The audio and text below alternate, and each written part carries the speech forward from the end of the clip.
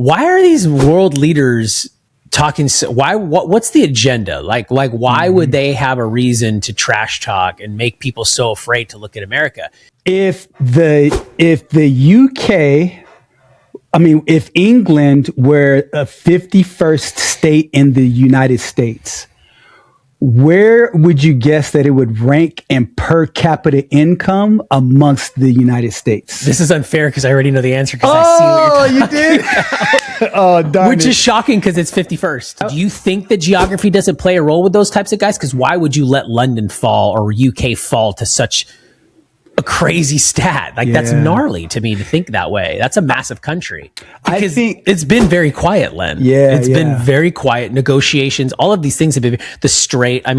Let's see. Oil is at let's see here. Oil's at 68, so it's holding firm. Do you think it's the World Cup? Is there a World Cup phenomenon or of influence going on here that's creating, even though Iran got knocked out, but still, what's your take on that? You have to be in sports leagues based on your biological age, not sex, not the one you identify as. So if you are a woman and you were born a man, you cannot play in the sports, right? So if you were born a man and you're now a woman, you can't play in women's sports. You can't, just because you say you're a woman now doesn't mean you can go play in female sports. The reason why the 14th Amendment was necessary is that people of African descent were essentially relegated to second and third class citizens perpetually. And the problem with the birthright right in America is that it's a loophole. Again, it's a loophole for people that are bad actors from governments that are bad. Constructs like socialism, communism, dictatorships, authoritarian, because those types of systems can go in and operate covertly inside a system like ours and take advantage of them. The fact that we have time to argue about transgender bathrooms and tampons in boys' bathrooms and all the other weird stuff in boys' sports and girls' sports tells you that we have enough resources in this country to really fix the real problems, like bad drinking water in Flint, Michigan, which is still dirty. Or the fact that there's rotting pig flesh 30 minutes down the road from you. Still. And the fact that an oil spill happened 2 weeks before that. And the fact that there's billions of gallons of raw sewage being pumped into San Diego coastline beaches from Tijuana. Still. And the fact that $200 billion is missing in California. Still. And the fact that the average CEO of a nonprofit NGO in California is $800,000. Still. I think there needs to be some type of campaign finance reform, because I think at the heart of it, how people get in office and how long they stay in office and what they have to do in order to get in office all matter. And I think if we change that, I think the entire system begins to change, because we are supposed to be a land of rule and law. Yep. I'm with you, Len. That's why these AI companies are wanting to be snuffed now, because these politicians know that AI is going to figure out a way to get rid of them all. Think about it, Len. I think what ends up happening is when you predetermine what a sentence should be, then to me, I think by definition, that kind of taints the process. So there's enough controversy to suggest that we need to see the evidence. We need to hear both sides of the argument so we can make our own conclusion. And then you let the judges make their decision and the jury make their decision, and you got to live with it. I don't think a Madami gets elected if a Charlie Kirk is still alive. The United States government should never weasel itself into the affairs of private enterprise and private businesses unless the interactions and actions of a business has the capacity to compromise national sovereignty, national and the security. Essentially, when you go to sleep, your body stops breathing for periods of time, right? And then after a few seconds, then your brain's like, wait a minute, I'm not getting enough oxygen. And then you wake up a little bit and then you start to breathe again. Welcome to the Family Office, planning for the people who matter most. So I've been in like 4 or 5 watch parties for World Cup, and it's really cool because the energy is amazing, right? And just everybody there, the environment, and you know, it's free to get in, and you can go and take your kids, and you can have a really good time and spend, you know, less than $100. And the restaurants love it. I would imagine it was at a restaurant, right? So no, it's actually in downtown Houston. Oh, really? Okay. Yeah, and it's massive because if you ever been to downtown Houston, like where, like the sports district or whatever you want to call it, right? You got like 4 or 5 different types of stadiums. They're all real close. So I mean, there's a lot of street. The Texans and the Rockets play right over there. The Dynamo, so you know, NRG State. In fact, the game is being played today at NRG Stadium. It's right now. It's I can't remember who's playing, but and Canada played there just recently when they got knocked out. So it's a really good way to go and experience, you know, FIFA or experience football, soccer, right? And not have to spend a ton of money to do it, or spend $2,000 just to get a nosebleed ticket. That's a good point. Right? It's ridiculous right now. I was watching some YouTube videos, and there's a lot of viral YouTube videos right now about the World Cup and Europeans talking about their experiences here in America.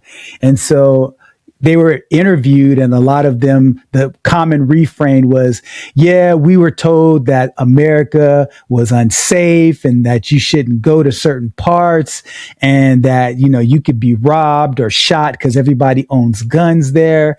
And they said they got here and their experience was so completely different than what they'd been told.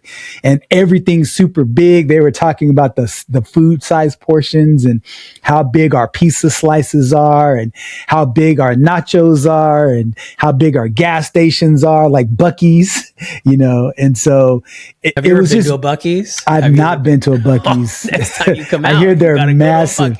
You've got a Buc-ee's in Texas there. Do you? I didn't know that. The closest one to me is Katy or Madisonville. I mean, I'm like 30, 40 minutes from a Buc-ee's. Yeah. Okay, gotcha. Yeah, I've never been before, but seeing the videos, they're like Walmart's almost. And so it's like going to Disneyland. Yeah. So they went to Walmart and Costco as well. So it was just interesting to, like, things that we just take for granted, like how colorful our cereal is and how many options we have with our food. They were like, oh my gosh, like there's an entire row just for cereal. This is amazing. And so, yeah, it was really interesting because a few of them said, you know what, man, I can never go back to the food we eat, because a lot of them were eating Texas barbecue, and they were like, oh my gosh, this is like heaven. I'm having sex in my mouth. Like, there were crazy things they were saying. They were like, I can never go back. And then one of the wives was saying, oh my gosh, honey, like, I'm sorry how badly I've been fixing food for you all these years. And he's like, wow, I don't know how we could ever go back to what we ate before having experienced this. And so it just goes to show, man, that a lot of times we take things for granted, like the beautiful parks and nature and like Yosemite and, you know, all the national parks that we have. Whereas there, you know, they have historical buildings and great architecture, but that just shows that different parts of the world just offers different elements of beauty and different cultures that one could appreciate, especially when you experience it new. So I think when you see that, because I've seen the same thing, and I'm sure a lot of people have, is, I mean, I don't know. It's just the way I think. And I immediately go to that and I go, what's the motive? Like, what was the motive behind, right? All of these politicians, because they say it a lot. They say, we shouldn't believe politicians. We shouldn't listen to them because they're saying all these horrible things about the U.S. and then the U.S. says these horrible, but in the reality, everybody comes and goes, wait a minute, this, and there's all this doom and gloom and there's this and there's fighting, but then they don't show all, and this is natural, obviously, but they don't show all the positive things like you're saying that are going on. So I immediately sit Len and I go, why are these world leaders talking? What's the agenda? Like why would they have a reason to trash talk and make people so afraid to look at America? And I think it's because it's like, like showing a kid something that they could have, but you don't really want them to see that they could have that yet, right? Like almost like when the villain keeps the superhero suppressed And it usually happens in like a family dynamic or a friend dynamic where the larger group of people or the people that are in power know that this person coming up has a lot of power and they're really extraordinary, but we're going to purposely subdue them and keep them down so that they don't realize what they are. And I think a lot of it, and this is just my hypothesis, is they don't want them to really know that this opportunities like this exist, but yet alone, besides that, the ability to get to this type of level exists. Mm-hmm. And they just can't provide it under the current construct that those countries operate under. They just can't. For various reasons. It's not just because they're inept and they can't do it, but they don't have, like, for example, the UK does not have the population base to create what the United States creates or the United States create or offers. Same with Germany, same with Netherlands, same with a lot of these European countries, a lot of South American countries. You just can't look at it and can do a straight apples to apples comparison and say, well, America's bad at. Well, yeah, we are, because we have a system that allows us to, but they don't have the logistical setting as well, land, opportunity to do those types of things. Does that make sense? Yes, I've got a great question for you to piggyback off of what you just said. Okay, here's the question. If the UK, if England were a 51st state in the United States, where would you guess that it would rank in per capita income amongst the United States? This is unfair because I already know the answer because I see what you're talking you did? Oh, darn Which is shocking because it's 51st. Yes. It's last. Yes. I couldn't believe that. I couldn't believe that when I see that. What did you think before you heard that statistic? I was like, what would you have guessed? Like the top 10. Yeah. I think there's this perception. Yeah, because typically when I see pictures of England and people depicted in England, the first construct that comes to my mind is, how they talk, like there's a certain level of proper, accent that they have. And then also when I see images of England in particular, you see nice flats and you see paved roads and you see, like high retail shops and things like that. Typically the images we get are all very positive. And so to find out that it just fell below Mississippi in per capita income, it's crazy, blew my mind. I would never have guessed that. I would have guessed that it was probably like the top quartile, Yeah, right. Not even below the 50th percentile. I wouldn't have guessed that at all. Further underscore then what I just said, where it's like, dude, the UK is per capita less than Mississippi. Like, yeah, because most people in America would say Mississippi, they're broke down there. Mississippi is a lot, because realistically, this is a common conversation, Len, and you probably know this better than I do. There is a common conversation or historical education, or however you want to label it, that goes part of it. Look, the South has really never really recovered from the Civil War, right? And financially, economically, that's always usually been the most economically depressed areas of the country, have been the southern states. Louisiana, well, I would say with the exception of Texas, because Texas, right? Because everybody in Europe knows about Texas. That's for sure. Texas, yeah, but they're not really considered one of the plantation states per se. Right. So. It's a deep South state, but it's not the plant. But you're right. To that point, when you go internationally and people say America, Texas is the most widely known part of America. And I think this is because Texas embodies the spirit the most, I think, of American freedom or individualism, and leave me alone, come take it from me kind of deal. But I was shocked to think when I learned that stat. Do you think, Len, it has to do with the fact that because for the longest time, the control of the world was around that little square in London where Swift comes from, the banking and money and monetary policy, and the old world, the aristocrats, the Rockefeller, or not the Rothschilds, all that stuff, because London was the preemptive financial trade hub power. And still, even post World War II. Yeah. But even though still post World War II, the banking system, the financial system is still locked and tied to that UK thing and that partnership with America.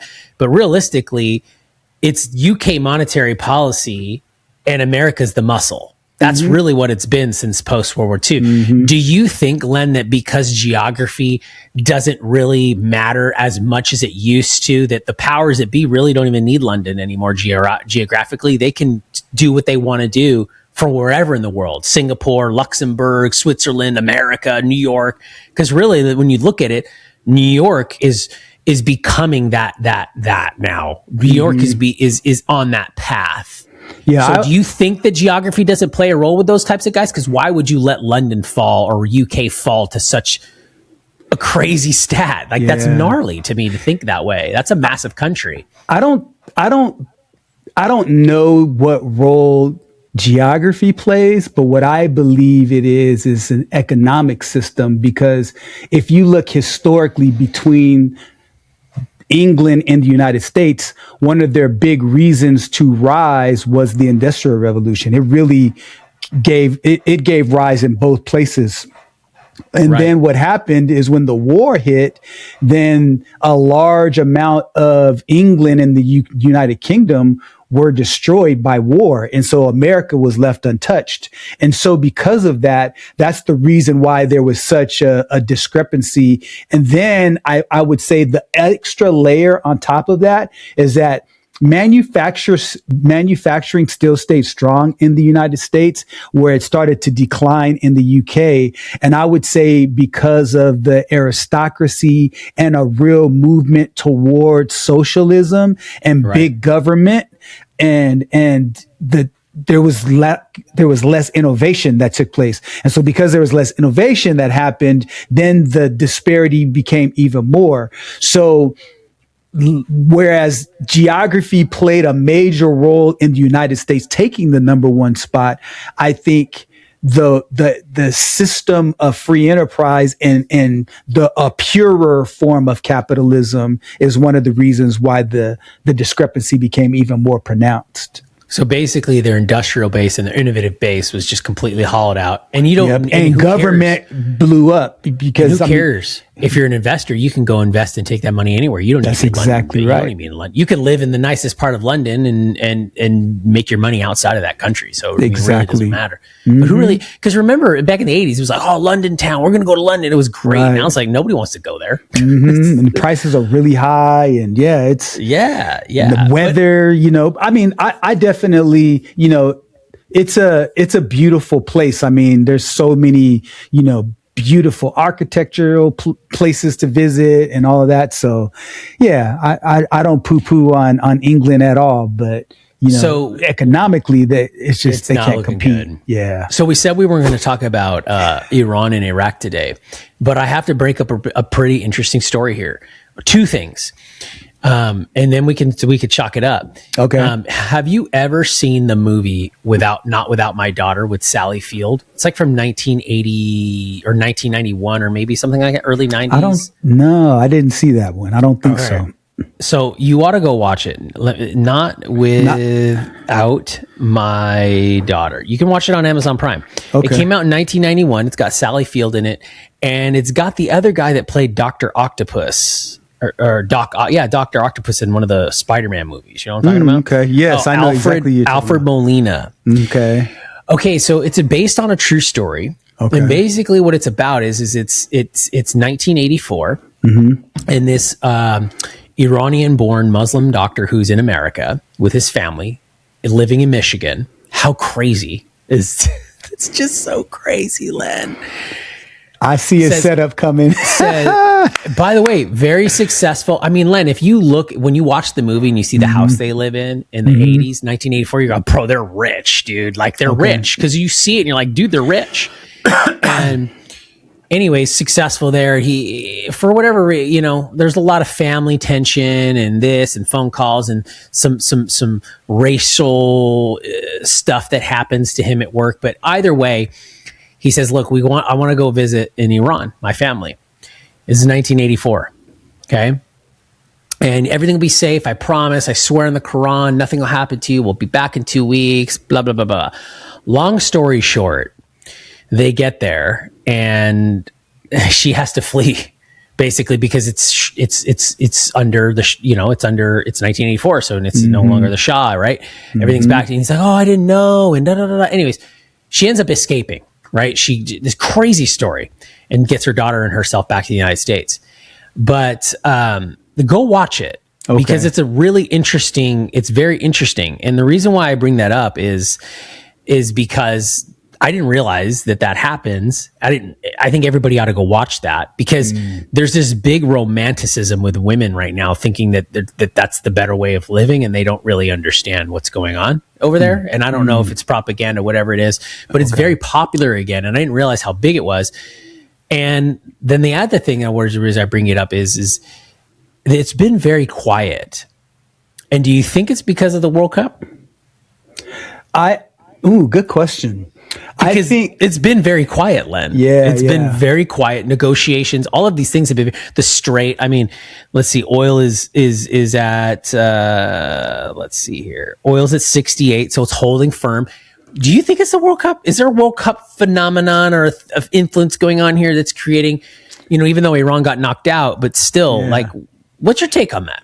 Well, I haven't really given it much thought, but just knee-jerking my response, I believe that it goes back to what I said before, which is they're looking to buy time. They're looking to re-up their stockpiles. They're looking to, reestablish their next move, because I believe they believe that over the course of these next 50 days, let's call it, for the negotiation time, that the United States isn't going to abide to what it is that they want. And these talks are going to eventually fall over and go back to the way it was at the beginning part of the war. And I believe the strait's going to close back down, because even though gas is down, there hasn't been any kinetic friction lately. The strait is still kind of at a, it's not moving as efficiently before. It's not moving 20% of the oil like it used to, but it's getting better. So I'm not trying to, stick to my side. I think the calm is just because both sides, like Trump wants out of it. We want nothing to do with that war. And Iran is saying, let's go ahead and let's quietly do what we're going to do. Because remember, they just had the funeral a couple of days ago. Like Saturday. I want to say it was on July 4th. Yeah. And so when you see the 5 caskets there were 9 million people, estimates between 2 and 9 million people at the ceremony.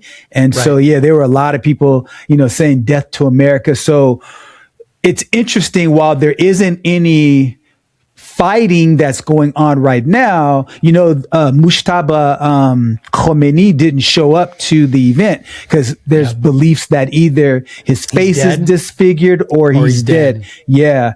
And so I think more people are believing that he's injured than he's dead, but I tend to think either one is plausible, because it's viable. And the reality is that he's not really the supreme leader. He's the leader. He's the de facto leader. He's the religious or the spiritual head. Yeah, but he hasn't, because the way that it works there, I was watching, there's a guy on YouTube who does a lot of good content. His name is Mario Nawfal. So shout out to Mario. You were trying to sharpen your knife before you talked to me, huh? That's why you're listening to him. Oh man, but let me tell you, man, that guy's channel is pretty interesting. So anyway, so I just watch him because he doesn't give any value judgment. He just interviews lots of different people. Like there was one guy who was over the JCTPA. JCOP? Whatever. The Obama failed. Yeah. That one. I wouldn't call it the latter part, but the JCPA or something. The non-active violated agreement from the other side. So anyway, there've been a lot of dignitaries and experts that are talking about the war, and he just interviews experts. So anyway, I just think, to answer your question succinctly, is that I think that both sides are really just trying to lick their wounds and allow this calm to happen as long as possible. But I think the storm's coming. I have a different theory, but I'm not going to get into it today because we said we weren't going to Take too long. I know. Sorry. It'll take way too long. But I do have a different theory that I think is more factual. I'll throw that at the end there. Okay. All right. Man, no, you got to do that now. Throw it out now. That'll become more factual as the time over goes time. on. Got it. Yeah, over time. So it's still an opinion then. Oh, it is. But I think that the cards are definitely stacked in my favor because, look, I mean, Qatar and all these guys are already figuring out ways to push oil without having to use the Strait. That is a fact. So it's only a matter of time before the only supposed leverage point that these guys think they have, because the reality is that Strait's going to be completely useless in the next 10 years because it's going to be circumvented. It's going to take a while, though. It's going to take a while. And I think the long game, Len, and the waiting game is not just in Iran's favor. I think it also is in the U.S.'s favor. Because and I know that that's contrary to a lot of people's thinking because midterms and all of those different things. But if you alleviate the pressure, the things that affect people on a daily basis, which is, i.e., the price of gas, no one cares. No one cares what's going on, and no one really wants to know what's going on. And guess what? They're distracted by the World Cup right now, so no one's talking about it. I believe both of even though we may have a different premise and our outcomes that we believe will be different, I agree with you. I believe your point is true. Neither side wants that smoke right now. And I think both of them are just, for different reasons, just allowing the quietness to work in their favor for different reasons. I agree with you. I do also think that the Iranian regime, or Iran in general, that's the folks that are in control, I do actually think they're actually fortunate and lucky to have a Trump in office, because I think that if there was somebody else in office, like let's say it was another Republican leader, I think they would have been a much more aggressive military campaign. I agree. I agree with that. Trump is doing, and I think Trump really badly wants to come through with the obliteration effect, which is, hey, we're going to come and really inflict pain on you guys. But I think he doesn't want to do that because deep down inside, Trump's not a war guy. And I know we've talked about that, but I don't want to talk about Iran in the US. I think it was just funny but I think we'll explore that topic again. But like we said last time, we'll pick and choose our conversations in short, small bites. Yes. But what I do want to ask you about, Len, because I think this is a little bit more internal, and I think that the tides, I think we're becoming more sane again. But that's my fear is that how do we maintain the sanity? And I want to talk about the transgender ruling with sports. So it was recently laid down that, look, if you're basically what the language was that you have to enroll, or you have to be in sports leagues based on your biological age, not sex, not the one you identify as. So if you are a woman and you were born a man, you cannot play in sports, right? So if you were born a man and you're now a woman, you can't play in women's sports. You can't, just because you say you're a woman now doesn't mean you can go play in female sports if you are born that man. So that's very, very clear language. You got to go based off of your gender at birth. What were you? Because you really are one of two things when you're born. It's very binary. What's your thoughts on that, Len? I think it's a huge victory for women. I don't know why people don't see that, or rather why there's a camp that vehemently thinks that that's equality. But I'm curious because I have daughters and I have sons, and to me, I think that this is a right step in the direction for women. So, okay. First thing that I want to say, what the Supreme Court upheld were laws from West Virginia and Idaho. Correct. So essentially, states still have a say to follow the law in the way they see it. However, what the Supreme Court ruling did is to say that they align with the idea that particularly in women's sports, that if you were born biologically a male, you shouldn't participate in women's sports, but you could still participate with other transgender within that particular sport as long as you're all biologically the same. Len, why is it that you think that there's not a line of women becoming men to go play in men's sports, but there's a line of men becoming women to go play in women's sports? Does that not tell you everything you need to know right now? You know, that's interesting. I think though it's because there have been examples. I mean, because like I've seen girls that would go and play tackle football and girls that would wrestle boys, but just physically, it's just such a discrepancy. And so, you know, like for me, okay, so here's how I look at it. I have people in my family that are part of the LGBTQ community. I have people that are very close friends who have children that have been impacted with this whole topic. So it's a topic for me that sits really close to home, both literally and ideologically. And so I have empathy for what individuals who identify outside of the male and female roles, what they go through, because I've seen it firsthand. And so, however, with that being said, I am 100% in agreement that if a male was born biologically a male, they should not compete against females. That is unfair in every sense of the word. And, I remember seeing an Olympic bout where there was a question of one of the boxers' I know what gender, you're talking about. Right? Yep, I know what you're talking about. And so, I'm just going to call it a person because I can't see what they have and all that stuff. I'm going to say this person, yes, this human was killing everybody. It wasn't even close. And just to look at the size discrepancy, the size of the hands, the physical build, it was just unfair. And I think that it diminishes the purity of sports, because one thing that I also have a very big affinity towards is sports and everything that it involves symbolically. Like for me, I grew up playing sports. So, the discipline aspect, the team aspect, the camaraderie, all of that. If we're competing on different playing fields, then that removes the meritocracy. And that's the one thing that's a human characteristic, is that we want to be treated fairly. Now, let me pause there for a second and address the 0.5% to 1% of people who are impacted by that. So imagine you have a mom and a dad who have a child who's born male who identifies as female. And this person wants to play in sports.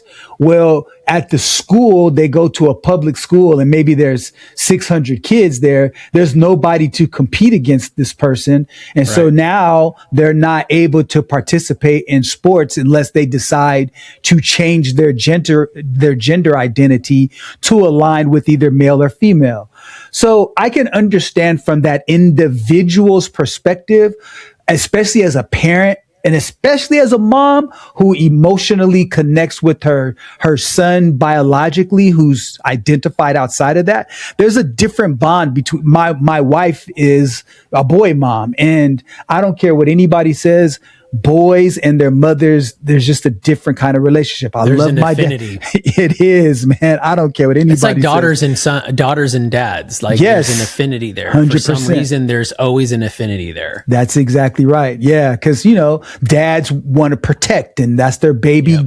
Girl, moms want to protect. Girls want to be protected. They draw that, and boys want to be nurtured, and moms nurture. Exactly. So that dynamic is still there. It's biologically still there. So I can understand a mom's desire to advocate for her child, right? But it's still the overall perspective that I bring to the table is that if you're a biological male, you cannot compete against biological females. if you're a biological male who identifies as female, by all means, compete against other biological males who identify as females. I'm 100% for that because it's the same. And so I would probably even, if the sport was good and the sport was interesting and I liked it, it wouldn't stop me from watching it and I wouldn't think twice about it. Right. I think it's a landmark protection against women. I just don't understand why we would want to take away something because the reality again, it's like I said, you don't see a whole bunch of women trying to infiltrate men's sports, but you always see the men trying to infiltrate the women's sports. And I think it is we just got way too far wacky. I agree. And you're right. The product is the product because I think that as long as you're creating a good product, but you're promoting it and you're celebrating it. For example, I don't know if you caught the controversy. The girl's name is Sophie, the pointing girl. I'm sure you know what I'm talking about, right? The blonde girl, Sophie Cunningham, that was doing the pointing. Oh, yes. Yeah, because she's besties with Caitlin Clark. And I'm sure you saw look, Caitlin Clark be making a lot of people envious and a lot of people jealous. And for the right reason. She is taking everything and she is completely transforming the construct of women's basketball. 100%. And it was like, for example, what was it? The data they put out there. She is now 1/4 of the total revenue.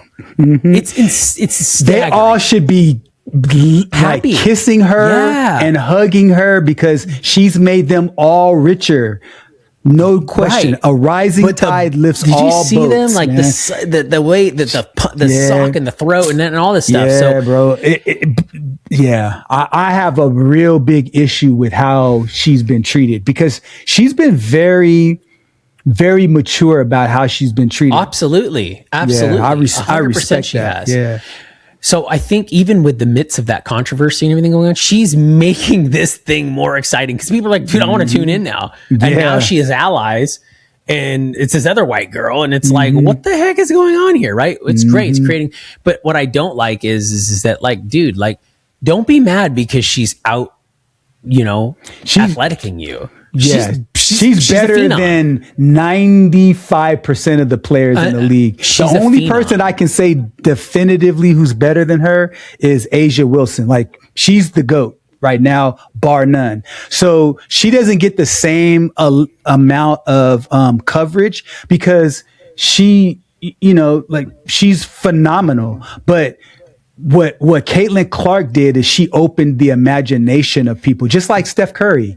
It's possible. Curry, he's a 6'3", short guy for the NBA standards, and he can shoot from anywhere on the court. Right. She brings that same dynamic. So lots of little girls around the world are like, man, I want to be like her. I can do that. Yeah. She's not super tall like Asia Wilson. She's not super athletic. She's a terrible defender, but I'm not saying that as a put down either. I'm not saying that as a slight because she's amazing. I like watching her play because she will shoot the ball in your eye and talk trash to you at the same time. I respect it, man. So it's good sports. It's good, clean 100%. Sports because she does it in a good, clean way. 100%. So I think when you look at that and then you look at what's going on, it's like people always, they're trying to find a way to create, you got to pick a side. You got to pick a side. You got to pick a side. You got to. So when you're threatened by that, and you just get too wonky with it. So I think sports products can be sports products if they're invested and they're promoted, and if they're not, let them die. Yep, I agree. And so I'm glad that passed because it just creates a lot of confusion for kids because the kids are looking at this and going, what the hell do I do now? Right. Yeah. And it just doesn't look normal. It's just not normal. It's just not a normal thing. It just doesn't feel normal. I agree. What do you think, Len, about, just in keeping in the, in this wheelhouse, and then we can move on. But another thing, cause it just seemed like it all happened in one spot or one time was also, and I think this is huge. This is huge. And there's a lot of controversy, but there's a lot of back and forth on it. Where you stand on the birthright citizenship ruling?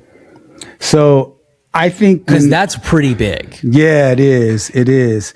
So when I look at birthright citizenship, I look at it through the lens of the history of it and the purpose of it. So, and then also I look at it through the lens of what are we talking about with presidential power? So the first thing is the historical lens. Birthright citizenship really came as a result of the 14th Amendment. And the 14th Amendment, the spirit in which the 14th Amendment was created was through slavery. And so the reason why the 14th Amendment was necessary is that people of African descent were essentially relegated to second and third class citizens perpetually because of that. And so the 14th Amendment came to change and almost eradicate like a caste that system. Yeah, exactly. And Isn't so that funny how people always try to get back to that? Socialism and communism. Sorry, yeah, go ahead. Len. Yeah. And so essentially what happened is the 14th Amendment essentially said, and I'm not quoting verbatim. Well, I'll quote it verbatim. It said that all persons born or naturalized in the United States and subject to the jurisdiction thereof are citizens of the United States. So the spirit of that was, if you're born here in the United States, you're a citizen, but it's because the mother country of the fact, will take care of you. Yes. And the spirit of that law made sense. Now, when you look at birthright citizenship, what the president tried to do was to repeal that and say, look, if you are here illegally and you have a child, then those children are not necessarily American citizens anymore.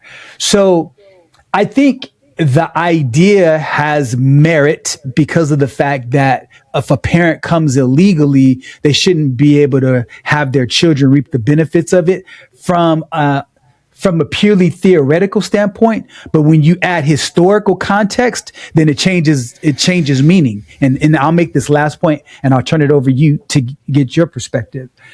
See, the president cannot unilaterally make changes to the Constitution and through executive order. He can't do that. So that's a extension of his power. And so I'm glad that the courts decided to not allow that to happen, because that would have just created precedents for so many other historical implications. What's your perspective about it? I think there's a lot going on with it, and yeah, that's why it's so explosive. I think there's a lot going on with it.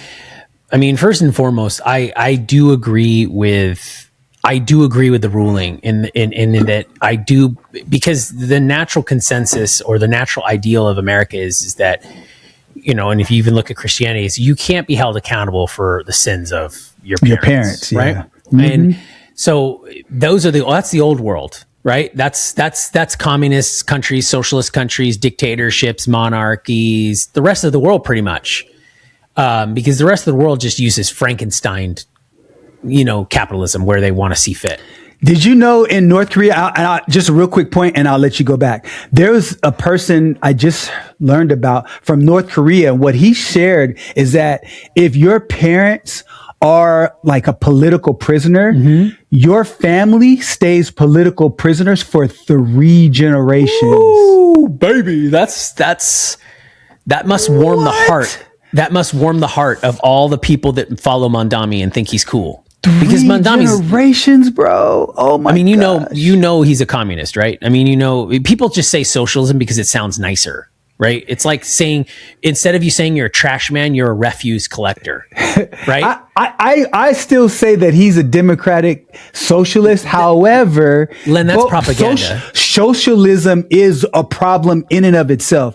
And communism. So they're 2 peas in a pod to me. But we can talk a little bit more about that, because I have some thoughts about that. I think that when you say he's a democratic socialist, I think that's propaganda. To me, it sounds like propaganda. Whenever you try to have to keep giving 2 labels to something, like it's like democratic socialist, that's propaganda, because you're trying to beautify something that's innately ugly.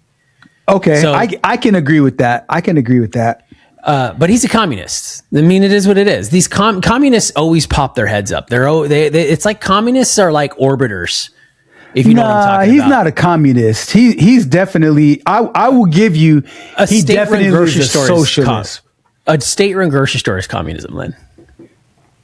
Okay, I don't think that's going to happen. But he wants to. Rent control is communism.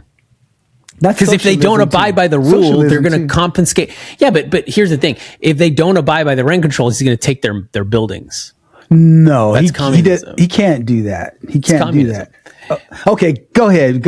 We could go to that part anyways. But so here's the thing: if you're here illegally and you have a child, that child, should not be held accountable for. It's a U.S. citizen. They don't know. It's just like the abortion thing. Right? Mm-hmm. Like that child doesn't know that it's father. And I don't want to even touch that conversation right now.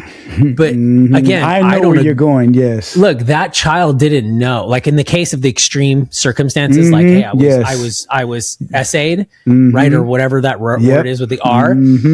That child doesn't know that. Right. Yes. That child doesn't know that. So see, the innocence of that child, I think, so it needs to be protected, just like the level of the innocence here of that child needs to be protected, because I feel it's the same argument as and I don't care if somebody, it's more extreme. It is. That child is innocent in that womb, and that child that's born here from people who broke the law to be here is also innocent.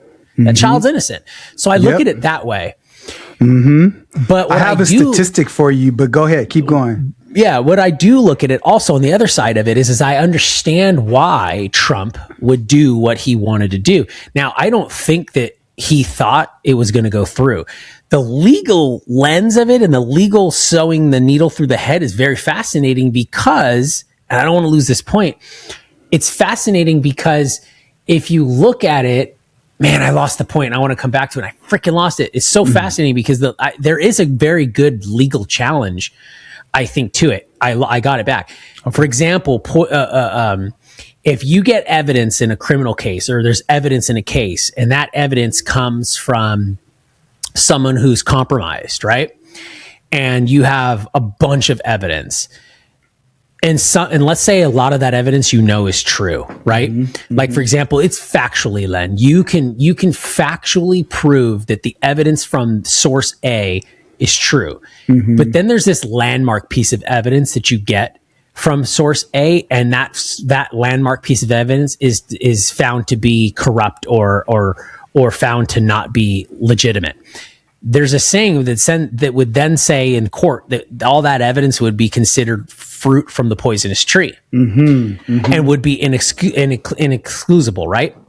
So I get why inadmissible. So I get why Trump could show a legal argument there, because you could be like, hey, look, anything that comes from these bad actors is illegal. I mean, an illegal offense created an opportunity, and here's where it boils down to. And this is what sucks. When you operate in a system like we have in America, and we're seeing this with the fraud. Otherwise, I mean, there's fraud everywhere in the world, but there's a lot of fraud in America where it's not outward fraud. It's taking advantage of the systems, right? It's gaming the systems. And the problem with the birthright right in America is that it's a loophole. Again, it's a loophole for people that are bad actors from governments that are bad. Constructs like socialism, communism, dictatorships, authoritarian, because those types of systems can go in and operate covertly inside a system like ours and take advantage of those. And that's where a lot of critics say, what about all these people that are never going to be loyal to America, that come here, have kids, and then leave?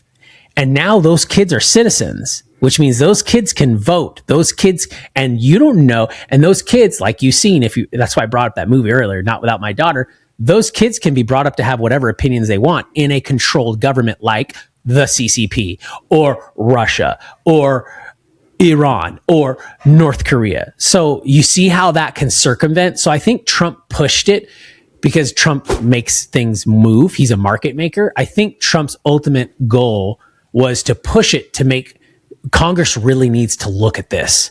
And this is where I don't think it's the job of the president to make these changes. This is where it comes down to what you and I have said for a long time is our elected officials are too worried about transgender bathrooms, and they're not worried about protecting this country so that you can even fight or argue about transgender bathrooms. The fact that we have time to argue about transgender bathrooms and tampons in boys' bathrooms and all the other weird stuff in boys' sports and girls' sports tells you that we have enough resources in this country to really fix the real problems, like bad drinking water in Flint, Michigan, which is still dirty. Or the fact that there's rotting pig flesh 30 minutes down the road from you. Still. And the fact that an oil spill happened 2 weeks before that. And the fact that there's billions of gallons of raw sewage being pumped into San Diego coastline beaches from Tijuana. Still. And the fact that $200 billion is missing in California. Still. And the fact that the average CEO of a nonprofit NGO in California is $800,000. Still.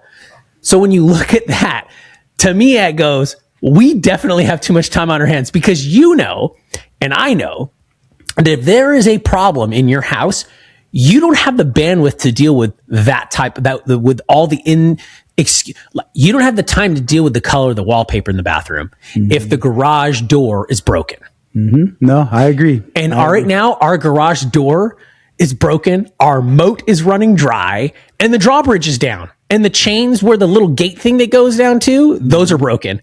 And all we care about is the fact that the flowers are not gender neutral on the way up to the castle. Yeah, it's a very intriguing argument, because talk about keep making the main thing the main thing. Yes. And I think what happens is a lot of politicians want to make something other than the main thing to distract you from what's really happening. And both sides are guilty, just in different ways. And I think at the end of the day, we've talked about this many, many times, is that the country is not ruled by the people. That is a fallacy. We are a republic. Definitely, indeed. We definitely have rights at the polls that we can execute, but the ruling class are the tech folks and also the lobbyists. And so when finances are at the foundation of it, and I think there needs to be some type of campaign finance reform, because I think at the heart of it, how people get in office and how long they stay in office and what they have to do in order to get in office all matter. And I think if we change that, I think the entire system begins to change, because we are supposed to be a land of rule and law. And if we change how that is exercised by the people who get elected to these offices to actually represent the people and their wishes, I think things will begin to change. But unfortunately, the system isn't designed that way. So the wrong people get into office and then they commit fraud. Yeah. I mean, a great way to figure that out, Len, is, again, we have so much creative time and energy. And if all of these politicians, especially the ones that are the loudest, and you know what I'm talking about, I don't want to mention the names today, but those ones that are always the loudest about what's going on, and they're usually on the left side of things, great. Then let's go down to the Congressional Hall, whatever that building's called, the Capitol building, that big, beautiful building that is so cool and nice that no one's allowed to go in. I mean, unless you have a tour, I guess, right? Or whatever. And you work there as a congressperson or Senate, and it's beautiful and it's protected and it's clean and it's pristine, and you have lunch and you have all these accoutrements that make your life so comfortable. Then go in there and figure out how to eliminate the ability for people to be career politicians. Like, for example... Oh, so you want them to coalesce and create... I want them to figure out how to... their own demise. Okay. Yes. Good luck with that one. And see, it'll never happen. And see, that's the problem. That's the problem. And see, because I'm thinking... So I think there should be a way where average... everyday non-political citizens could have a pathway to introduce bills and allow the electorate to vote on it. Because the legislator, like, for example, in California, it's a super majority. The legislator is wacky. You know that. That legislator is wacky. They're going to do whatever they want to do. And then you have a guy like Governor Newsom who who was a lieutenant governor, and then he was a mayor, and then he became, this guy's been in politics in so many leading positions for so long. There should be a rule. It's like, oh, wait, you already held a governorship? That means you can't hold this office. You can't. You got to wait 10 years. You got to wait 5 years. Oh, you've been in Congress for 2 terms. You got to get out.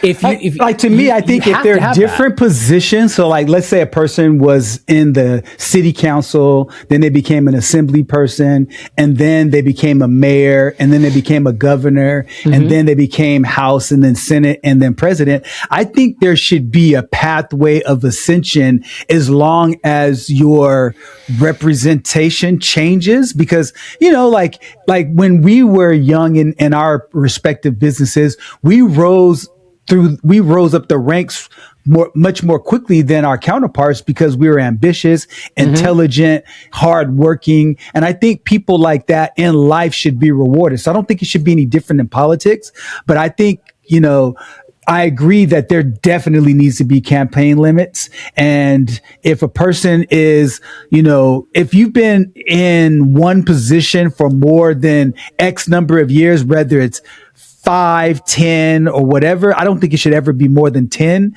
We need new blood. We need somebody else. And there should be like an apprenticeship type of thing where, you know, a person's rising up through the ranks, and the person that's in that occupying seat helps that person understand the comings and goings of being a politician the right way. And unfortunately, people aren't going to vote against their own demise, man. So I don't see it that way, Len.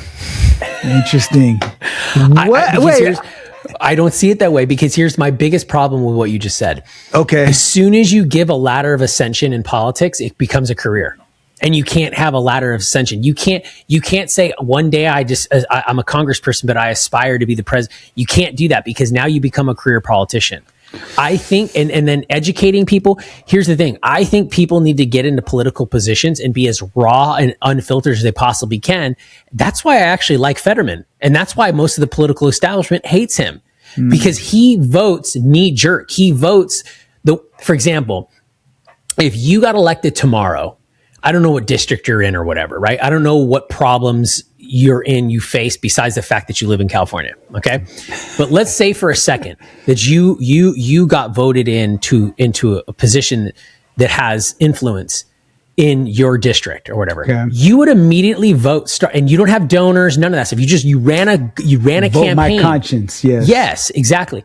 You would immediately start voting based on what you feel right now about what's going on in your community. So for example, you would start going, dude, we need to figure out the homeless thing, like a Spencer Pratt. Dude, I just need to go in there and figure out X, Y, Z, ABC. And you'd get in on those topics and you'd be very pragmatic and very effective about it. But the fact that you're going in there and you got to get training and you become a politician, there shouldn't be any, you got to act like a politician. Because if you go back to the olden days, I know it's such a weird word, Ben Franklin was part-time.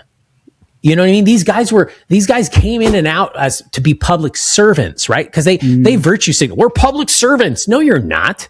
You're not public servants anymore. You are career. This is a career for you. So I think you need to eliminate the monetary gain from being a politician.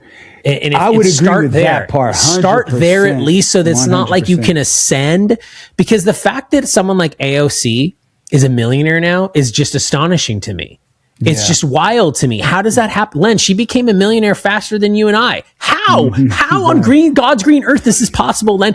You and I both know this. It's impossible. But because of the construct of how our political system has gotten so far, you know what, Len, why didn't our founding fathers think of term limits? Like, I always get troubled there. For president. Did they really? For president. Well, yeah, president. Because George Washington had an opportunity to run. He did, and he turned it down. He turned it down.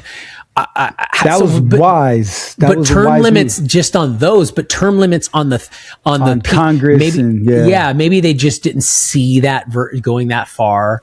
But they've thought so far ahead in everything else. So I juggle that in my mind because I'm not in the camp, by the way, that goes, oh, they're outdated. What do you think about judges? Do you think judges should have term limits, or do you think that should be a lifetime appointment? Which is the perfect segue to our next topic, by the way. Judges should have term limits as well. You think so? Okay. Yeah, I agree. I agree. Yeah. I think the term could be longer because they're not necessarily bought.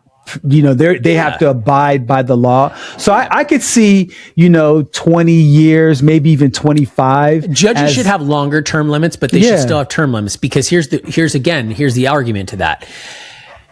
If you and I are always going to have a nostalgia to the way we grew up, right? Mm-hmm. Or the way it was for us, we're going to have an affinity for that nostalgia. So that means innately we're going to lean bias that way. Mm-hmm. Like, for example, you might like things that are like, bring back the comedy of the 80s and the 90s, because everybody's too sensitive now. That's why comedy sucks now. You can't everybody knows 90s hip hop is the best hip hop. Well, of course. Otherwise, there wouldn't be a channel called Fly on Sirius XM that plays only 90s and early before 2008, stuff. So everybody knows that. Right. But you get what I mean? Say that tongue in cheek, because the whole nostalgia idea. Yeah, I agree with you. That's a very good point. So you're always gonna have an affinity towards that way of living. Like, it's not back in my day. It was back in your day. There was bad atrocities happening too. Mm-hmm. Like, there wasn't. No doubt about it. We don't need to lose sight of that. But yeah, I definitely think that we need to get the money. The money, the monetary, it's plain. You shouldn't be able to make money in Congress or Senate. You just shouldn't. You should not be able to. Because then you're really a public servant. Like, like I have no issue with having like a home allowance and a car allowance where like it's a congressional house, and you can get your car where you're doing the work of. Then you just made me think of something, Len. Make it just write-offs, just like it is for an S corp or a self-employed person. Dude, exactly. On my car, because I was at Congress, my cell phone. Bro, we shouldn't be paying for this crap for people. Mm-hmm. I agree. You should be violent, and see that maybe is the problem, right? Because it's human nature we're dealing with. Len, let me ask you this question: because we compensate them and give them a salary and give them health benefits and everything like it's a job, then they're going to start treating it like that. It's a job for them. It's a job for them. So you're good. So the human nature side of it is that, I'm going to come here, because here's the thing. Like, where else am I going to make this kind of money and have these kind of benefits? You no longer feel like you're volunteering anymore, because you're getting paid so much to do it. They're not volunteering anymore. It's really not. So that's not in your heart anymore. See, when people volunteer and they don't do it for the money, there's a different level of bravado and energy and fervor that goes into that project. You're not beholden to anybody else for self-preservation. Len, if you vote on the CHIPS Act, I'll build my data center in your district over Larry's down the street. That's right. Exactly. You can see that. I'm sorry, Len. I'm not. It just opens itself up for corruption, 100%. Anyways, but I'm with you, Len. That's why these AI companies are wanting to be snuffed now, because these politicians know that AI is going to figure out a way to get rid of them all. Think about it, Len. We talk about jobs, right? We talk about jobs being replaced by AI. What's going to happen when we replace? What makes you think we can't replace like, for example, lawyers are terrified, right? Because they're saying, "Oh my God, all these paralegals and stuff are going to go out of business because of AI," right? Like, who needs them right now? Wait a minute. How come no one's ever stopped and thought about, do we really need these politicians then? Len, do we really need a politician anymore? Do we really need a politician? Do we really need all of these politicians? Because what would we rather have? I mean, well, anyways, I'm going real wild there with that one. That was a left turn, because the whole system of democracy and we're going to put machines in charge. So, but I talking about rules and law and all of that.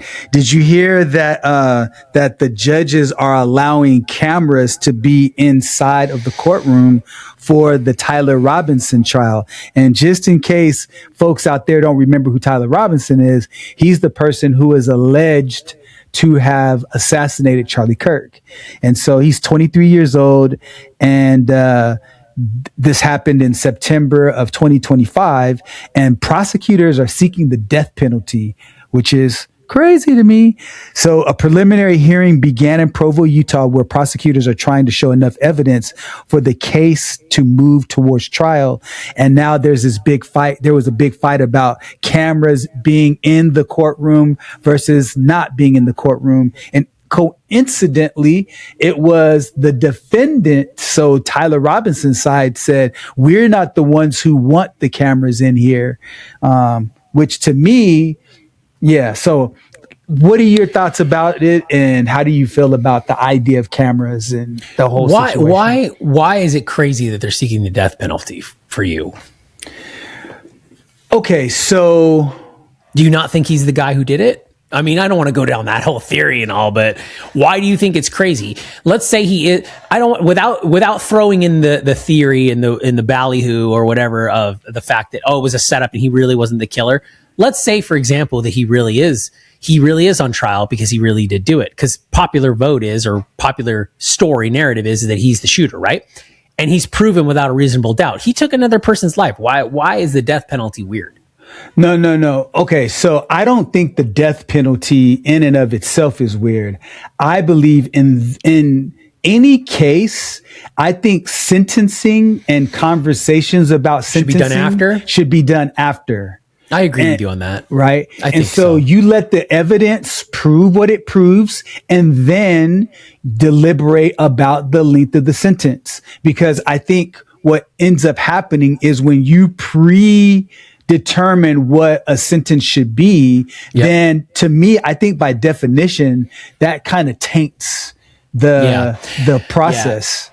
I understand why they don't want the cameras in the courtroom. This goes back to the same thing. Didn't they didn't want the cameras in the courtroom for OJ too, right? Didn't they do that? I don't remember. Or was OJ the first one where they did allow cameras in? I remember there was that controversy about the fact that they let the cameras into the courtroom. Yeah, to me, I don't remember. I don't remember what happened, but I remember that was the most watched, probably even to this day, case in the history of America. I think they should. I think they should allow the cameras in, and I think that they should allow them in until the judge feels it's prudent to put a gag order, and then at that point, the gag order turns the cameras off. And here's why: courts are public, right? So he's in the court of public opinion at this point. He did this. He's under the. There's allegedly. Allegedly. He allegedly did it.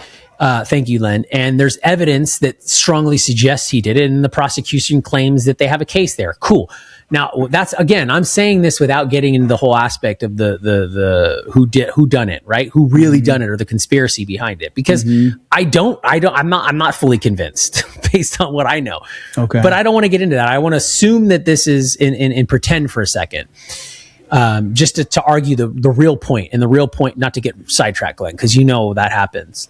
And I think they should, because you and I can go stroll up and go to a court hearing anytime we want, right? And it'd be in the gallery, right? Isn't that what it's called? The gallery. And we can go watch this court, right? So yeah, I do. I don't think I think that there's an advantage of not having the cameras in there for the defense, because then you can't character assassinate or show all the nasty, ugly things. Because here's the thing. Whether you're guilty or not, if someone says you did something horrible or sleazy, the only thing, even if you're innocent, the only thing anyone's going to remember is that you were involved in something horrible or something sleazy. That's it. Yeah. So I think it's an advantage for the defense to keep the cameras out, but I think it's unfair, because if, for example, he was convicted and he was found guilty, I mean, I wouldn't go. I mean, look, if you're found guilty, yeah, people should know, because if you don't show, it's a sensitive thing, but I don't want to say what I really want to say, because I don't want to be labeled like that. But I do think that the camera should be allowed. Like, for example, I'll say it, Len. Like, for example, if you're convicted of treason, you should be tarred and feathered in public square. Everyone should see it. A turncoat. The death penalty should be, like, you're okay with it being a public event? If it's a violent crime, absolutely, 100%. So, for example, if John Smith goes down the street, the guy who stabbed that girl in the train, you know what I'm talking about? The Ukrainian girl? He should be tarred and feathered in public square. 100%. 100%. Because it'll send a message to everyone else out there that this is what happens when you do these kinds of atrocities in America. Or anything for that part. Because if you don't, they'll just keep committing atrocities. Like, there's very few things where you should be tarred and feathered in public square. Treason is one of them.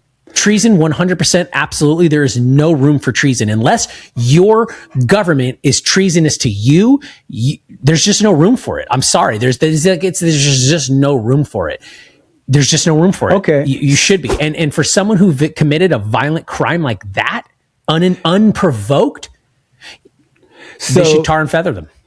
So what I would say is, it's so many. It's such a messy ball of circumstances. So the way I look at this specific trial is that I think there's enough evidence. Let me say this. Anytime there should be a camera is because there's a high level of controversy, and there has to be the opportunity for people to make decisions for themselves based on the evidence they see. And because this situation is so, I think, I could easily argue why he's guilty, and I could easily argue why he's innocent. And I think I can make a compelling argument for both. So even though at the end of the day, I think there will still be controversy around whatever ruling happens, because we're going to come to our own conclusions, and then we're going to find evidence to support our opinion, right? Right. And so because of that, because of the controversial nature of it and the divisive sentiments that it has created, because there's this sense that on the one hand that it's a conspiracy that started in Israel, and the Mossad is behind everything. See, that doesn't do any good for anybody when you start. I mean, you should have CBS should be doing that work. Right. I agree. And so, but then there's the other side, and that same side though is saying, well, it's the mainstream media that's not even taking the time to push the narrative and get the facts out. Because if you think about it, there are a lot of, why did this happen? Like, for example, I'm going to kind of go probably maybe where you didn't want to go, but just do it. It's like Monday. to cover up, with the whole concrete over the crime scene so quickly. That's a bit weird, right? And I didn't even know about that. What are you talking about? Yeah. So what I've heard in the reporting is that where the assassination happened, they came and put concrete over that entire area. So where Charlie Kirk was killed. Yes. So footprints and all that stuff could be weird. That's weird. That's weird. I'm not trying to make any value judgment of it, but that's weird. That's strange. Right after he was killed, where they came and took the cameras down so quickly. That's weird to me. And so it's weird to not ask a bunch of questions, and the authorities got their person, and the whole idea, the type of weapon and what damage it did versus what that type of artillery should have done to somebody's neck. Yep. That's weird. Right. So there's enough controversy to suggest that we need to see the evidence. We need to hear both sides of the argument so we can make our own conclusion. And then you let the judges make their decision and the jury make their decision, and you got to live with it. But to me, there's two weird things on either side. This is why I'm really undecided, because I can see both sides based on just evaluating both sides of the evidence. Yeah. So I'll say so I've already kind of said why I think there's some questions about his innocence. Like, how did he get the gun on campus? How did he get off of the campus with it? Why weren't there any evidence of a gun on him? And then why would you write such weird text to your supposed lover where it just gives everything out on text, where people his age don't even write like that? There's enough weirdness to question it. And I think that's a legitimate argument that suggests that he's innocent. Now, on the flip side of it, where was he at the time? He did own that gun. there's enough evidence to suggest that he was definitely a part of it and what happened. And so because of what happened with JFK and the fact that it looked like a government cover up from the perspective of a lot of people, there was no real level of transparency that happened. And there were a lot of files that were redacted and considered classified and all of that stuff. This is an assassination. And so I think that there should be access for us to at least take a look at ourselves in the spirit of transparency. It does seem weird. I mean, the shock of the whole situation, obviously coming up to almost a year, is very. It's very shocking. It's going to be very sad. It's going to be very sad, and it's not just because he was widely known, but he was a type of person that he wasn't doing it because he was going to gain notoriety or fame. He did it because he loved what he did. He did it because he loved America, the theory of America.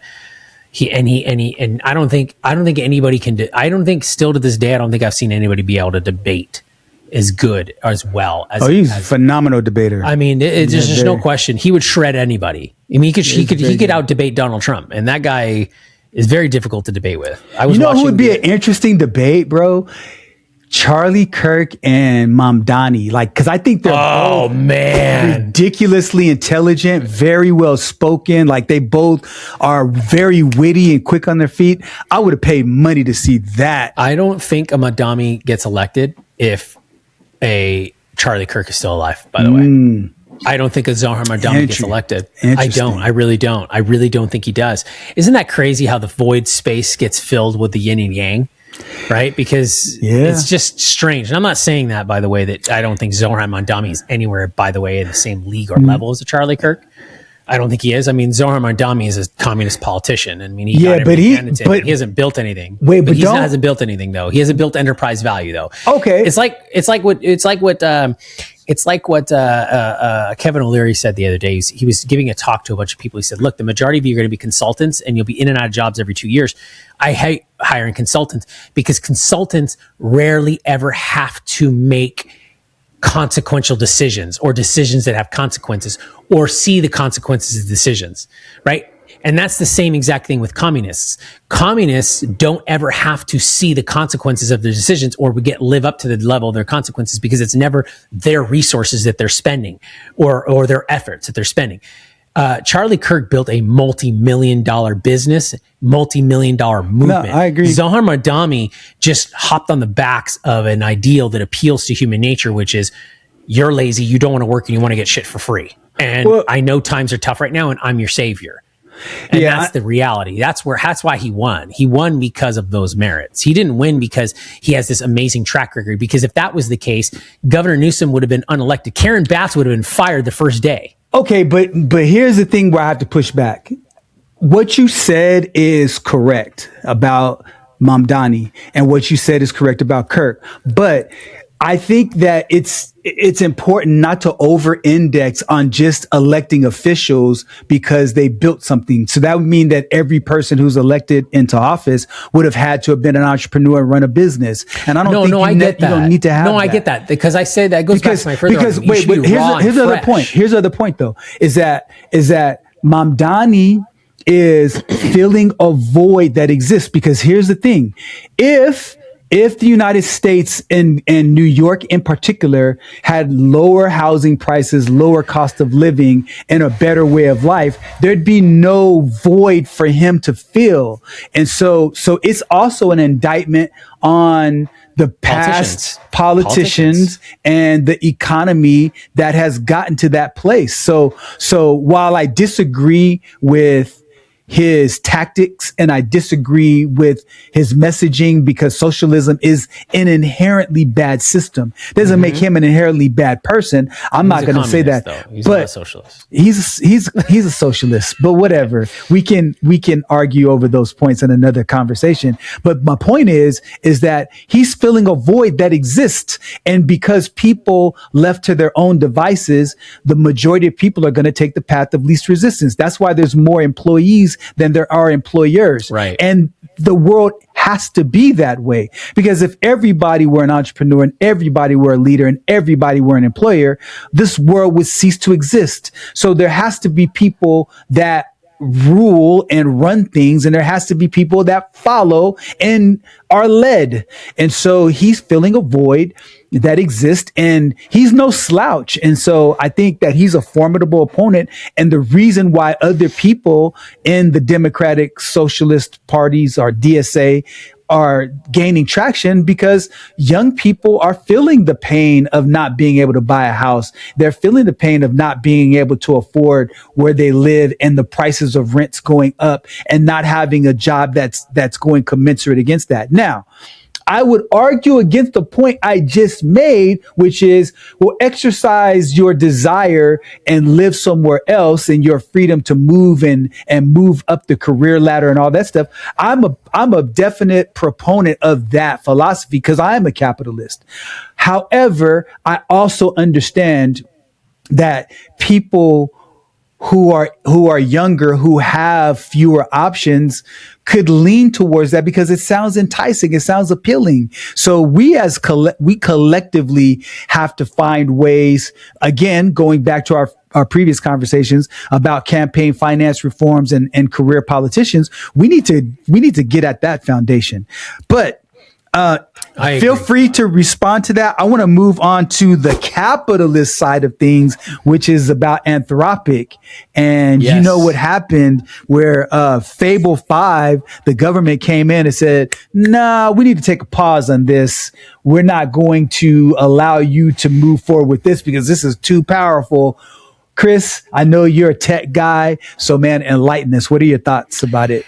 I understand the arguments with it. Okay. I understand what's happening here, but I think we got to get a grasp on this really fast because, and I know I use AI a lot, and I can tell you right now, I use several different models. I use several different brands, whatever you want to call it. Mm-hmm. And I can tell you that there has been a very big difference in how those models are responding to prompts that I already have answers on, right? And I get them to talk to each other and police each other. It. I love when they fight with you. I love to get them to, like, I talk trash to them all the time. Like, I'll say, hey, by the way, I don't know why you did such a poor job with this, but your competitor, there's the other guy, your competitor is killing you right now, killing you. And he's like, and they're like, I was like, do you want to give it a shot or not? And you know, I'm not going to change my personality. This is how I was created. And they're like, what I don't, right. But what I do see a lot, which I think is troubling, is because, you know, I've listened to a lot of opinions on this, is when it says, oh, I'm sorry, we can't do this anymore because it would violate our such and such, right? And I'm like, well, wait a minute, you did it for me before. I don't understand, right? I have an answer from you before because, you know, I copy paste, whatever you want to call it. Mm-hmm. So to me, that's troubling because that just you're going down the road of censorship. But I understand why they don't want to release it. I understand why they because they become to this and to this. There's safeguards around that. The only thing that doing that allows to do is it allows competitors to create open sourced models that are, because as soon as they did that stuff, because they undid it now, right? As soon as they did it, you saw these open source models like in China stuff just completely catch up like that, right? Mm-hmm. Because whenever you stifle, and we've learned this, you increase prices and you decrease competition and you allow other people, and especially in the world we live in today, this is more of a problem today than it was 50, 100 years ago, is you create opportunities now for your adversaries to come in and do what you were trying to do because you stifled the growth of innovation. So when you say people, like, for example, when you say Mondami's filling a void, he's filling a void because of failed policies. Mm-hmm. California's broke 100%. Because of failed policies. So if we start policing that kind of stuff and we start, like, obviously there should be certain things like, hey, I want to make a pipe bomb. You know what I mean? There are certain, hey, I want to make a bioweapon or engineer this thing. There are certain, because you don't know, like, for example, let's say a big corporation is using your model and then all of a sudden, you know, some random consultant or person who's using it triggers this gap, and now all of a sudden you're locked out of whatever you're doing. You're going to have so many unintended consequences where the model might start restricting things certain ways, and it might not restrict certain things another way, and you might start getting false positives or negative or false negatives. And you just mess with anytime you start to restrict and you start to meddle, that's when things start to mess up, I think. Yeah. And like, for example, when you're saying, you're talking earlier about controls and stuff, a lot of it has to do too with chaos theory, right? With Charlie Kirk and the way that the weapon did something. I mean, you don't know that for a fact. I mean, it could have caused those. It could have been one of those 1 in a million opportunities where it happens that way. You know what I mean? Air, breathe at the right. Like, remember a few years ago when that football player, he's a young guy and he stood up and then he collapsed right on the field, and it's because he had because Hamlin, the way number 3 from Buffalo, because if you get hit with a certain amount of pressure and your heart has to be beating a certain type of way or contracting a certain type of way, if you get hit at all those same times, you can stop your heart, right? And that's exactly what happened to him. So there's a lot of chaos theory in it as well, where we don't know. But I do think that's where the government has to come in and do sound oversight, not regulation, but sound oversight. Hey, these are the things that aren't, and these are the things that are. And now they unrestricted it. Why they restricted and unrestricted so fast, Len? Well, because it was an issue of national security. And so what happened is the government restricted access to Fable 5 and also Mythos 5 because the order required it to suspend access to foreign nationals, whether inside or outside of the United States, including foreign national Anthropic employees. And so I agree. And to I agree me, with that then. 100%. And so to me, my take is that the United States government should never weasel itself into the affairs of private enterprise and private businesses unless the interactions and actions of a business has the capacity to compromise national sovereignty, national and the security threat. If it compromises sovereignty and it's a national security threat, I think the government has a right to, like you said, put some guardrails on and have some measures in place to prevent those types of things from happening to the greatest extent possible. But the companies also should be the ones who impose as many guardrails as possible to prevent those types of things from happening. And so again, it also goes back to unintended consequences like you talked about before, Chris. You're not going to, as a human being, be able to account for every little single variable in detail because it's just impossible. It's too many of them. And so, but I think as AI grows, we need to also make sure that we use the older models to police the newer models. So for example, when version 5 gets invented, version 4.8 should be able to look at all of the different possible variables in real time and say, oh, there's an anomaly here. Let's red flag it. And then, allow a human to go and, oh, okay, that was just XYZ. That was a quick little thing. And that was just a little bug we need to fix. Or, oh my goodness, this is a problem. We need to make sure that we account for this. Let's put up this new guardrail. But the company should be the ones primarily responsible for that. The moment government gets involved in that role, that becomes the slippery slope where now more and more control begins to get exercised. So I would say all of that to say that I agree based on the rationale that the government did have a right to come in and step in this instance. But I'm glad that they were quick to undo it too. I respect absolutely. that. But here's the thing that I think about. Why has it become so political that we should even know that this is happening? Like Anthropic and all these guys should be working in the background with the government going, hey guys, we've because that's really here's the way it used to be, right? But here's Isn't the that reason. The way it used to be? It used to be that way. But information travels so fast. So here's the thing. What happened? I don't know about that, though. Okay, but Chris, think about this. Fable 5 was released, and the next day people were online all over the place. Like, I'm not even like a tech bro, and I even knew about Fable 5. Like, it was like, oh my gosh, this is so revolutionary. This is so much better than every other thing by far. It runs laps around every other model. But that's my point. They know before they're going to release this model. They know the beta testing is not an old deal. So they know this model is going to be powerful. Mm-hmm. They should have went, hey guys, we got something cooking here, just like they did with the internet, just like they've done with everything. Yeah. Hey guys, we got something cooking here. I mean, Lockheed Martin doesn't come out or whatever and say, hey guys, we got this amazing technology. Look at it. Oh wait, we're going to restrict it. Okay, You know so what I got a It's question for you. It's got to be under wraps. I think AI is getting to a point, if it's that dangerous, then these companies need to start working closely with the government and saying, hey, and I hate government, Len, but I'm like, the government's job is to make sure that we don't kill ourselves, right? That's it. And that's the thing. Like, here's the question that I have for you, because I agree with you. And I feel like I'm kind of taking your position in a sense, because like, to me, rubbing off on you, Len. so to me, okay. Well, the difference is that, like, for example, when you had the internet, it was so brand new. It was a wild, wild west for a long time. A very long time. And the information didn't travel as fast. And so do you think that Anthropic was wrong for releasing it? Or Yes. do you think the government was wrong for stepping in? No, I think what was wrong was Anthropic shouldn't have released the model. Okay. Because I'm sure there are models that are way more powerful than those models already. I mean, it would be stupid to think we don't have them. And they went, wait, guys, we can't.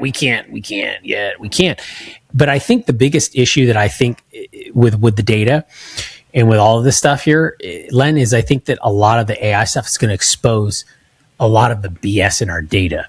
We're going to see how bad our data is with the AI, because I think the AI is going to find a lot of contradictions to a lot of things. And I think that's what scares people the most. I could be wrong, I think a lot of but they're people are going to get caught up for tax fraud. Yeah. I think a lot of people, I don't even think it's that. I think it's everything. And I think that's why Elon Musk went, this is not fixable. Because, I mean, realistically, yeah, you start putting that stuff on there and the AI is going to go, But again, I think that's what's dangerous too, is because I think that a lot of the data is bad. Yep. So it could say something's bad, and it could say it's not. Like I stump the crap out of the AI all the time because I test it and I'm like, find me this, and then I go, dude, it's wrong. It's wrong. Right. It's wrong. How could it be so wrong on this? That's the thing. AI is so smart and so dumb at the same time. Len, like I took a picture of something and I said, and it's two well-known people in this picture. Like they're not in modern well-known people. And I said, tell me what this is, or tell me what they're doing here and it completely, they hallucinated on you, didn't it? Two massive models. And I've been working with these models for over a year, training them. They like how both got it dead wrong, and both gave me two dead wrong answers. Yeah. And I went, whoa, we have a long way to go. We have a long way to go. No doubt about it. Let's wrap up with one last one, man, because I know we both got to get out of here. Sleep apnea. We were trying to get to this last time. And the reason why I wanted to bring it up, because it's so serious. And a lot of times people don't take it seriously enough, because, sleep apnea, for those people who don't know what it is when you're asleep, essentially your body forgets to breathe. And so whatever apparatus it is like your tongue, I'm certainly not a doctor. This is not medical advice. I'm just explaining it from a layman's perspective. But essentially when you go to sleep, your body stops breathing for periods of time. Right. And then, after a few seconds, then your brain's like, wait a minute, I'm not getting enough oxygen. And then you wake up a little bit and then you start to breathe again. And so I know that you're very much about longevity and vitality and biohacking and things like that. So how are you, what are your thoughts about sleep apnea? Do you have it? Have you been impacted by people who have it? Do you know people who have it? Overall, if not, what are your thoughts about it? Well, I think a good thing for you is if you don't snore a lot, or you don't have a tendency to snore a lot, you're already in good shape, because snoring is, you're suffocating your airways, right? Yeah. I think one of the biggest issues is that we've been lied to all these years. And by the way, I'm guilty of this. We're all guilty of it. I think there's a difference between having good signal, and what I mean by that is good focus on a subject or a topic or whatever you're working on. And like, for example, I don't subscribe to hustle culture anymore. I think it's one of the worst things we did to a whole generation of people, specifically millennials, where bigger, faster work, I'll sleep when I'm dead, all this shit that we used to say all the time. And we're both guilty of that, by the way. We've done a lot of that. I've been a perpetuator of that, man. A perpetuator for sure. Oyster perpetual, baby, on that level, like the Rolex level of it. Yeah, for sure. And it's so damaging because you create so many problems. You know, I remember, you got to sleep 8 hours, and then we, at least 7 to 8 hours, right? And then we got away from that. We debunked that. Oh, you don't need that much sleep. It's useless. And successful people don't sleep. They never sleep, right? You're so freaking full of shit, and you're lying, by the way. They do. They do. So sleep, and now it's completely different, where it's like that people prioritize. It is said in a lot of communities that you should prioritize your sleep like you should prioritize it's one of the most important things it's the most important thing you should be prioritizing. And with sleep apnea is caused a lot by a lot of obesity and insulin resistance and a lot of those different other conditions. But the most important thing about it is that if you're not getting good quality sleep, enough sleep, you're damaging your repair process, especially if you're working out a lot or you're in a high, and some people have to work a lot of hours. You're working doubles. You got to give yourself 7 to 8 hours of sleep, and you got to get your circadian rhythm right, because, and this is the most important thing, all your repair happens at night, most of it, but specifically cardiovascular repair happens at night. It only has a short window to happen, and that is during that high or non-REM deep sleep, right? And what it allows you to do is, it's when your body is the stillest and your blood pressure is the lowest and your pulse is the lowest, and that creates the least amount of strain on your vascular system, your arteries, your blood vessels. They're not expanding, they're not tearing, because every day you create micro tears, right? And then the cholesterol goes there to fix them. And if it keeps happening, it keeps happening. If we keep putting cement on top of cement on top of cement, you create soft plaque or calcified plaque and all those different things. So if you're not allowing your body to repair at night, then that's where sleep apnea comes in, because sleep apnea is the same as not sleeping enough. It's even more dangerous. You know why, Len? Because you're constantly in the state, your body has to go from a state of relaxation. What is that? The empathetic nervous system, right? Or whatever. Then into sympathetic mode, where it's like fight or flight. You got to all of a sudden go from rest to right? You think about it, if that's happening 17, 15, 10, 5 times at night, and you're not sleeping and you wake up and you're tired, you're fried, dude. You're insulin resistant. You got arteriosclerosis, you got cortisol goes up, all these different things. And then it's not the one thing like the sleep apnea, but it causes all these other coefficients and those comorbidities to start stacking on each other. And then all of a sudden, and then experiment on yourself. Right? Experiment on yourself. You can get labs for $100 a year, $200 a year now, where they'll test the right stuff for you. I promise you, if you change your sleeping habits, you'll see all your markers improve. Just because your body is now able to repair itself. So yeah, I'm a big proponent of it. I don't subscribe to hustle culture anymore. Get 7 to 8 hours of sleep. I don't care. Go to sleep at the same time as every night as best you can, and wake up the same time and get sun in your eyes before anything else. Real sun, not fake sun. Check this out. That's my point of it. Yeah, that's good. That's really good. I don't have anything else to add except for a couple of data points. So according to the American Heart Association, it says that obstructive sleep apnea is linked to higher rates of high blood pressure, as you mentioned, stroke, coronary artery disease. There was a study this year that matched 20,300 people with obstructive sleep apnea. And they said that it found that against 97,000 people who were not, impacted by that. It said the study found that the people with the obstructive sleep apnea had a 71% higher risk of cardiovascular events or death. 71%.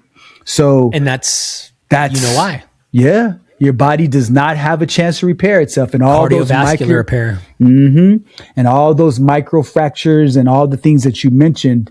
And what's so insidious about sleep apnea is that it happens in your sleep. So you don't feel it. You don't even know all of this is happening. And so it's so important, whether it's, going and getting tested, doing something with the CPAP machine, whatever, you feel is a remedy. We're not here to give any diagnosis or any, remedies or anything like that. But definitely if you're having problems where you're waking up and you're feeling groggy, or if you have a spouse, ask them to watch you while you're asleep and ask if there are periods of time where you're not breathing. If that's the case, it's a big chance that you have sleep apnea, and you should go check it out, because a lot of people end up getting sick and die over it, and they don't even know there's a problem. Unnecessary.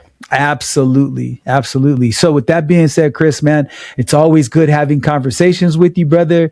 And it's always important for all of us to be careful about who we talk to and what we talk about, and also to be healthy to our own bodies and to love the people that are around you, because you never know when it could be your last conversation with them. So talk to people you disagree with. That's and always be open-minded to what they have to say, because you just may learn something that you never heard before. So with that being said, Chris, any parting words before we wrap up? Have a killer week, everybody. Like, subscribe. If you like this, drop a comment. We'd love to hear from you. Len, see you on the next one, sir. Always a pleasure. Conversation has given you clarity on your next steps. Please share this episode with someone who's walking the same path. Don't forget to like and subscribe so you won't miss future episodes. And remember, planning ahead isn't just prudent, it's an act of care. Thanks for joining us, and we'll see you next time on the Family Office.